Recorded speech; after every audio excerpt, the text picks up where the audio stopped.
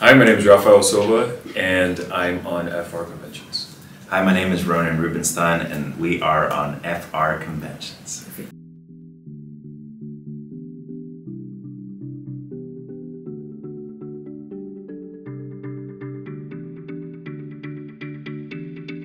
Chemistry test.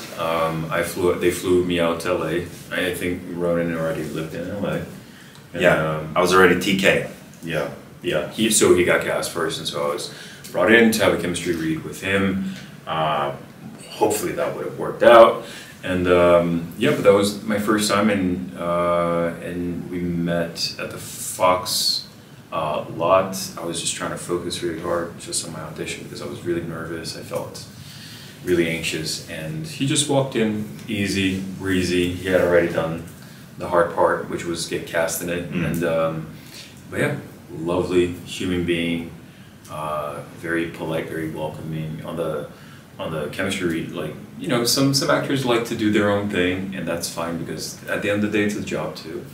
But Ronen was very open, receptive, like to try new things, you know, help me out with whatever I needed. So like that being the introduction to this human being was just top notch.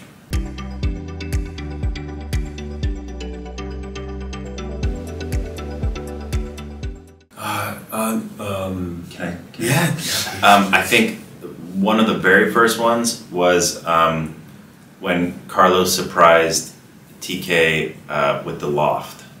Especially now knowing like how special that loft became to the show and to the fans. Like even on our call sheet, they started calling it the Tarlos.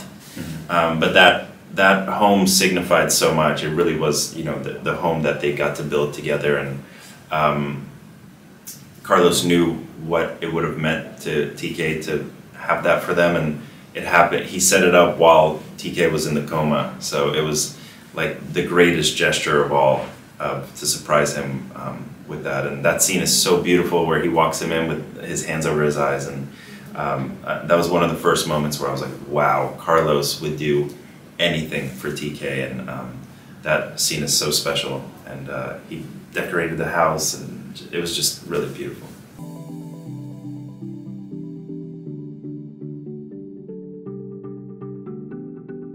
Yeah, I think those were one of the I think what at first can be perceived as a challenge. I think once you walk through that challenge together, it was always the solution to bring these two characters together. And I think because Carlos became obsessed about figuring out who murdered his father and not knowing how to deal with that pain, I think at the end of the day, you know, even though Carlos could have, you know, at the end of the day he found the person who murdered his father, but ultimately what lingered was the love between these two characters, right? Because catching the guy who murdered Carlos's father would not bring the father back or heal the pain. It's the love between these two characters that's going to heal that pain, and eventually, you know, learning how to coexist with the pain, but also with the love that's here, and the growing love that came out, you know, with Jonah and the two of them adopting Jonah. And I hope I answered the question. Yeah, I think for TK, one of the scenes that sticks out for me was when TK came home from an AA meeting and Carlos was eating alone, and we had that beautiful exchange where TK finally explained to Carlos, like, you're not going to be the one that's going to be able to get me through this. I need to do it with an AA sponsor. And there was that amazing line, and I'm not going to remember it exactly, but he pretty much said, like, I need to be able to do this if you want me to come home at the end of the day. And I think that was a big moment for the two of them.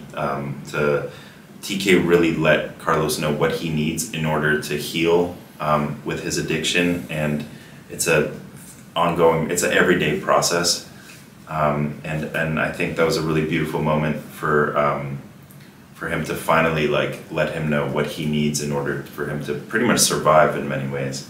And it was a very difficult conversation, and I think the show does what they do beautifully is give Tarlos the difficult conversations that couples are going to have and they're going to have in real life, especially when we have these giant stakes around it, you know, like really drastic situations like parents passing and addiction. And so it's their communication, I always say, has been one of my favorite attributes to Tarlos. And yeah, I think it's something that a lot of people could take from and probably inspire a lot of couples of like, you need to have the difficult conversations if you want to make it work in the grand scheme of things.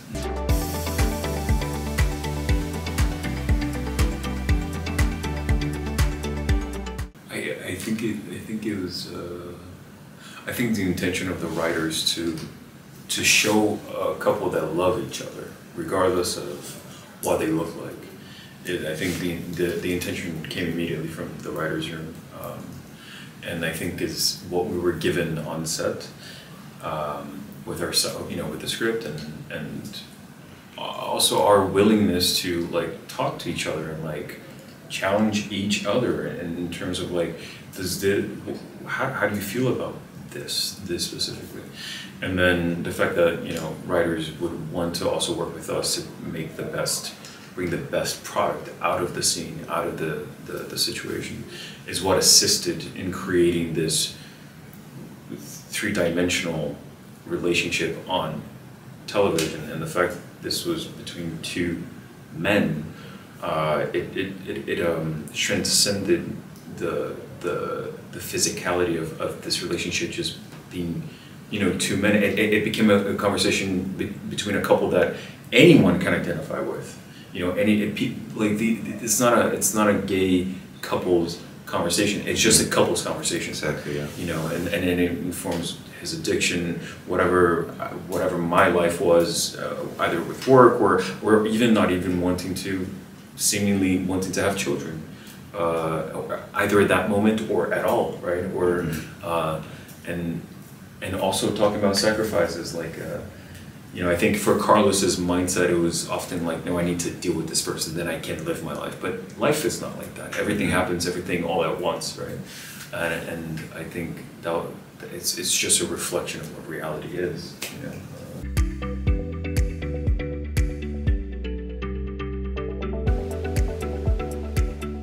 Yeah, I mean, you know, given the circumstances, for sure, you know, having a shortened season, I think maybe.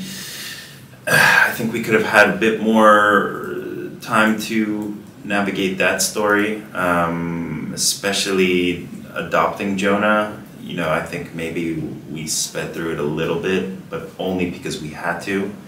I think if we had a full season, they would have really loved to see that sort of build up and maybe have even some more peaks and valleys instead of just, you know, it happening right away. But yeah, with the circumstances, I think the writers did truly the best job they possibly could, and yeah, I'm happy with it. It was definitely a happy ending for the two of them, which I think they really deserved. They've been through everything, and I think they deserved a happy ending.